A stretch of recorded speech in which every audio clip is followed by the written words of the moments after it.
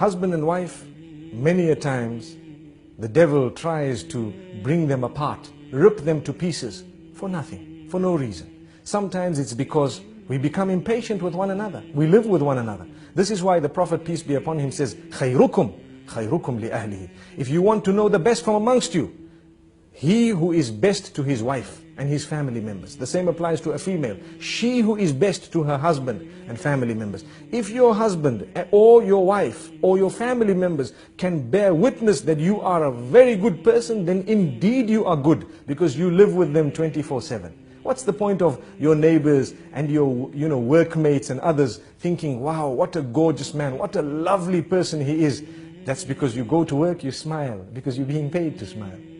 You work so nicely, you're so kind to your bosses and everyone because you're being paid to do that.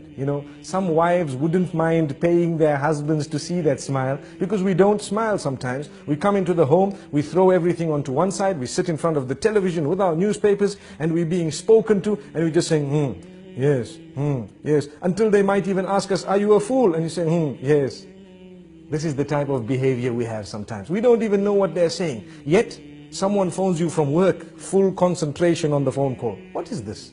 Is this not a double standard relation? Did we not understand that we are working in order to enjoy our life, our married life? We are not married in order to enjoy our working life. People have turned the tables. And this is why if your work is coming and interfering with your marriage, you'd rather leave your work than to end your marriage. We need to know this. Because if we are going to leave our marriages in order to make our work work, we will end up leaving every marriage we are in. No one wants to marry a person who's married to his job. We ask the Almighty to grant us understanding. The point I'm raising is, some people prioritize wrongly, and they end up giving priority to that which is not supposed to be right at the top, over and above the things which are supposed to be right at the top. And for this reason, children are neglected, wives are neglected, sometimes husbands are neglected. The way we speak to them is far worse than the way we speak to others. Sometimes, as I said, at work, we can speak so calm, so kind to everyone, but come home, and suddenly we have such a face. Everybody's helter-skelter. Everybody's running around. No one wants to sit with us. We don't sit with anyone. When we're on the table, we have, a frown. And we look at everyone as the most harsh of people. And yet at work, even the girl who brought the tea to us, thank you very much. Oh, it was so sweet of you. Couldn't you say that to your own wife? Thank you very much. It was so sweet of you. Sometimes we have these examples can go on and on. But the point being raised is we need to make an effort to try and build the relation. Relations are built. They don't just happen. They are built.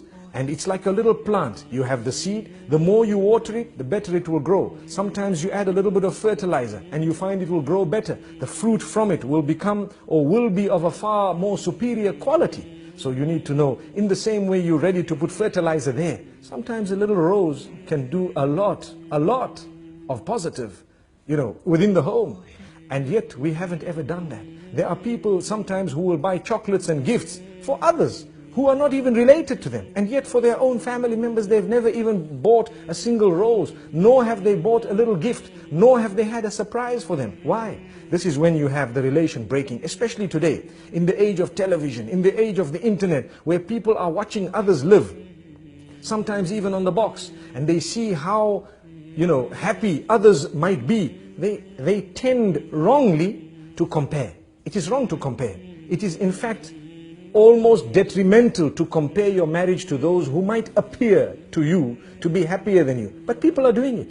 And when they do this, at least we need to know, let us try our best to develop such a solid relation that they can discuss things with us openly, in a respectful manner. Look, this is where you're making a mistake. This is where I think you need correction. And don't feel bad about it.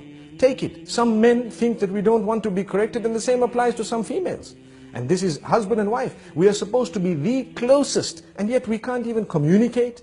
If that is the case, we're wrong. We then have husbands who threaten and continue to threaten. What do they say? No, if you tell me this, I'm going to send you home. What type of a relation do we expect there? She has a right to highlight it. And you need to think about it. This is the closest person to you telling you that I think you need attention. And if they are really thinking that, then you probably do need that attention. Or you need to engage them in discussion and convince them why you don't need that. But you don't just dish out commands. I don't even have time. I don't have time to talk to you. I don't have time. Come the weekends, we're sitting with our friends. Well, why did you get married? You have a wife, you have children. These are the first order of your friends. This is the most intimate circle.